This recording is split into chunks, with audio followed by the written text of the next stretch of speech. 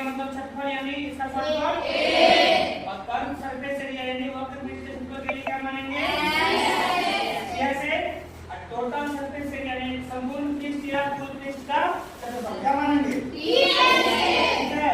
Perimeter यानी परिमाप क्या मानेंगे क्षेत्रफल सेमी पेरीमीटर मतलब s और हाइट लेंथ मतलब लंबाई के लिए और बेस यानी चौड़ाई या आधार के लिए ठीक है। यहाँ तक चलो आओ पहला वाला तो अब ध्यान देना है आयत का क्षेत्रफल बराबर क्या हो जाएगा लंबाई गुना चौड़ाई यानी l into b ठीक है ना। और परिमाप क्या हो जाएगा 2 into लंबाई प्लस चौड़ाई ठीक है। और अर्ध परिमाप क्या हो जाएगा डायरेक्ट l plus b क्या करना है और डायगोनल यानी विकर्ण क्या होगा लंबाई के स्क्वायर और चौड़ाई के स्क्वायर का योग ठीक है और उसका रूट अंडर ठीक है। यहाँ तक अब ध्यान दो वर्ग में आ गए वर्ग में ध्यान देना है थोड़ा हम फिगर भी बना देते हैं ये वर्ग हो गया अब ये क्या हो गया आयत हो गया ठीक है। अब ध्यान दो वर्ग का क्षेत्रफल बराबर भुजा स्क्वायर यानी a स्क्वायर परिमाप बराबर 4 गुने 1 भुजा यानी 4a अब ध्यान दो और वर्ग का विकर्ण क्या होता है रूट 2 गुने 1 भुजा यानी रूट 2a ठीक है। अब ध्यान दो वर्ग का एक भुजा क्या होता है रूट अंडर क्षेत्रफल यानी एरिया ठीक है। वर्ग का एक भुजा क्या होता है परिमाप बटे 4 और वर्ग का एक भुजा क्या होता है विकर्ण यानी d बटे में रूट 2 ठीक है। यहाँ तक अब जानेंगे किसके बारे में धन के बारे में इसका थोड़ा फिगर बना लेते हैं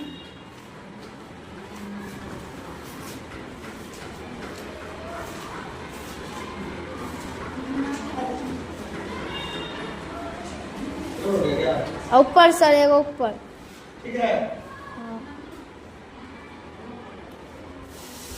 ठीक है ना हाँ तो ध्यान दो तो घन के बारे में सबसे पहले 3 गो बात जान लेंगे सतह क्या गो 6 गो किनारा क्या गो 12 और शीर्ष 8 ये ध्यान रखना है।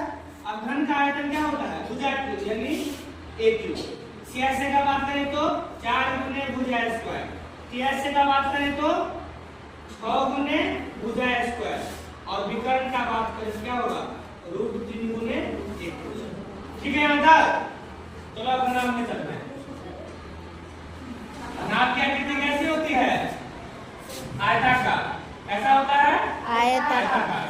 घनाभ का विवरण क्या हो जाएगा लंबाई गुने चौड़ाई गुने ऊंचाई यानी LV और CSA से क्या होगा 2 into L plus B into H और TS से क्या होगा 2 into LB plus BH plus HL यानी 2 into लंबाई गुने चौड़ाई गुने ऊंचाई प्लस ऊंचाई गुने लंबाई ठीक है। यहाँ तक चलो अगर हम विकर्ण का बात करें क्या हो जाएगा लंबाई के स्क्वायर प्लस चौड़ाई के स्क्वायर प्लस ऊंचाई के स्क्वायर उसका रूट ठीक है। यहाँ तक चलो अब आगे किसमें विड्थ में ये क्या है विड्थ है जहाँ पे केंद्र है और इसका क्या हो गया ये त्रिज्या हो गया ठीक है ना।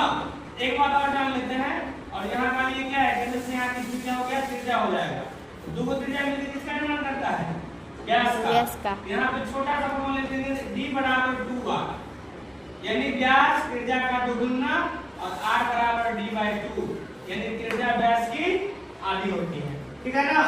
अब क्षेत्रफल का बात करें तो क्या हो जाएगा पाई r स्क्वायर और परिधि की बात करें तो 2 पाई r जहाँ पे पाई का मान कितना होता है 22/7 या 3.14 ठीक है। यहाँ पर अब ध्यान देना है अर्धवृत्त के बारे में ये क्या हो गया अर्धवृत्त का क्षेत्रफल क्या होगा हाफ पाई r स्क्वायर और अगर हम अर्धवृत्त की बात करें परिमाप का तो क्या हो जाएगा अर्धवृत्त के परिमाप का क्या हो जाएगा r into पाई प्लस 2 ये भी ध्यान रखना है। अब जाने का संभाव त्रिभुज के बारे में ठीक है तो ध्यान दो क्या होता है क्षेत्रफल इसका √3/4 और आपने पूछा है इसका अगर परिमाप का बात करें तो क्या हो जाएगा ए प्लस बी प्लस सी, यानी तीनों भुजाओं का योग। उसके बाद हाइट का बात कितना हो जाएगा, √3/2 और गुने एक भुजा। ठीक है यहाँ तक। अब ध्यान दो, विषमबाहु त्रिभुज में परिमाप का फॉर्मूला क्या होता है, a plus b plus c/2, यानी तीनों भुजाओं का योग उसका दूसरा करना है, भाग करना यानी आधा कर देंगे। उसके बाद ध्यान दो, अगर पूर्ण परिमाप का बात करें तो क्या होगा, a plus b plus c। ठीक है। और ध्यान दो, यहाँ भी एक फॉर्मूला लिख सकते हैं, अगर समबाहु त्रिभुज तीनों भुजा बराबर होगा तो सब भुजा बराबर होगा ना, तो 1 प्लस 1 यानी क्या हो जाएगा, 3। यहाँ पे ये भी लिख सकते हैं 3 गुने 1 भुजा, 3 गुने 1 भुजा। किसका फॉर्मूला, समबाहु त्रिभुज का। ठीक है। अब ध्यान दो, विषमबाहु त्रिभुज के सूत्र को क्या बोलते हैं, हेरोन फॉर्मूला यानी हेरोन का सूत्र। ठीक है। उसका सूत्र क्या होगा, अब ध्यान देना है, s into s minus a into s minus b into s minus c और उसका √अंडर। यहाँ तक ठीक है। चलो बेलन में चलते हैं, किसमें, बेलन में। ठीक है ना, तो बेलन का फॉर्मूला क्या हो जाएगा, पाई r² h, और cs से बात करें तो क्या हो जाएगा, 2 पाई r h, और इसका बात करें ts का तो टोटल सरफेस एरिया का तो 2 पाई r into r plus h। ठीक है यहाँ तक। चलो आगे बढ़ो, अब जाएंगे शंकु में। किसमें जाएंगे, शंकु में। तो ध्यान दो, इसका आयतन क्या होता है, तो बेलन के आयतन का क्या होता है, 1/3 होता है। तो क्या लिखेंगे यहाँ पहले बेलन का आयतन लिखो, पाई r² है और उसका 1/3। तो क्या बोलेंगे उसको, 1/3 पाई r² है। ठीक है। अगर हम cs का बात करें क्या हो जाएगा यहाँ पे, पाई r l का मतलब होता है क्या, लंबा ऊंचा होता है, तिर्यक ऊंचाई। l का क्या होता है, तिर्यक ऊंचाई। ठीक है, ध्यान रखना है शंकु के लिए सिर्फ। और ts से क्या हो जाएगा, पाई r into r plus l। ठीक है। अब आया क्या में, किसमें आया, गोला। गोला, ध्यान दो, गोला है, ये अभी वृत्त है, और जब यहाँ तीर देंगे तो क्या हो जाएगा, ये गोला। गेंद तो लग रहा है ना, यहाँ से यहाँ क्या हो गया, ये त्रिज्या हो गया। इसको हम r मान लेंगे, वो गेंद हो गया।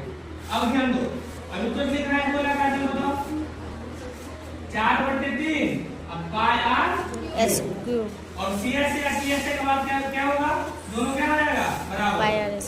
4 पाई r² इसका भी और 4 पाई r² इसका भी। ठीक है यहाँ तक। अब ध्यान दो, अब गोला की बात करेंगे, ये क्या हो गया, ये हो गया गोला। ठीक है। अब ध्यान दो, 2/3 पाई r क्या हो जाएगा, इसका आयतन हो जाएगा, और cs का बात करें तो 2 पाई r² और ts क्या हो जाएगा, 3 पाई r²। अगर ts का बात करेंगे तो 3 पाई r²। इस प्रकार से हम सबको क्या कर सकते हैं, जान सकते हैं।